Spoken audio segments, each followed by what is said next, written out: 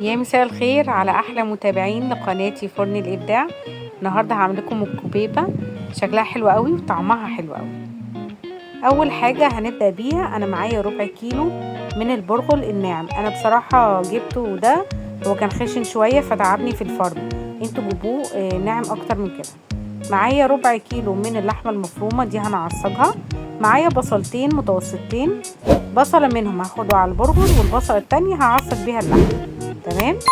ومعايا حوالي 3 أو 4 عروس بطاطس اللي هي المتوسطه يعني. انا سلقاها سلق كامل. ومعايا التوابل بتاعتي ملح وبابريكا وشويه من الكزبره وشويه من الفلفل الاسمر. اول حاجه حطيت البرغل عندي ونزلت بميه مغليه لغايه لما اغطي البرغل كله، والميه المغليه بتسرع معايا ان هو يعني يطرى بسرعه، عشان بعد كده نبدا في المرحله الثانيه اللي هي الفرن. فانا بحط عليه ميه مغليه وبسيبه على جنب شويه. زي ما قلت لكم الميه المغليه لازم تبقى مغطياه بالمنظر ده زي ما انتم شايفين البخار بتاعه. هتاكد بس ان كله وصل له الميه ومتشرب حلو، وهسيبه على جنب عشان نبدا ان انا اعمل المرحله اللي بعد كده.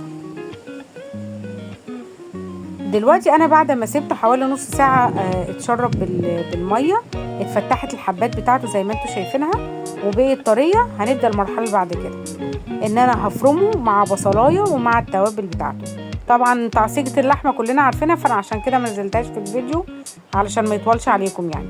اللي هو نزلت باللحمه في معلقه كبيره من الزيت، وبعدين اول ما غير لونها حطيت البصل. دلوقتي انا فرمت البرغل زي ما انتم شايفينه بقى ناعم.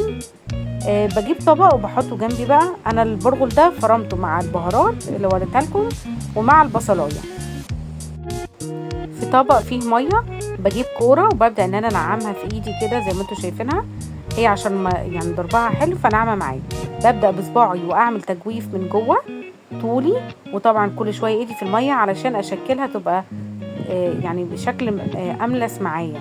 بحط معلقه من اللحمه المفرومه وببدا ان انا اقفلها، وايدي في الميه بعملها على الشكل اللي هو المدبب شويه اللي هو شكل الكوبيبه عندي. طبعا في بلاد عربيه بيحطوا صنوبر معاه او اي نوع من المكسرات، عادي براحتك جدا.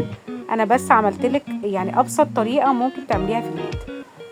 ببدا ان انا اعمل لها بوز مدبب من فوق ومن تحت، وبالميه زي ما انا بقول لكم كده بساوي السطح بتاعها عشان ما يبقاش فيه تشققات وتفتح مني في الزيت. لو مشيتوا بنفس الطريقه مش هتفتح منكم خالص. هبدا ان انا احط واعمل كل الكميه معايا.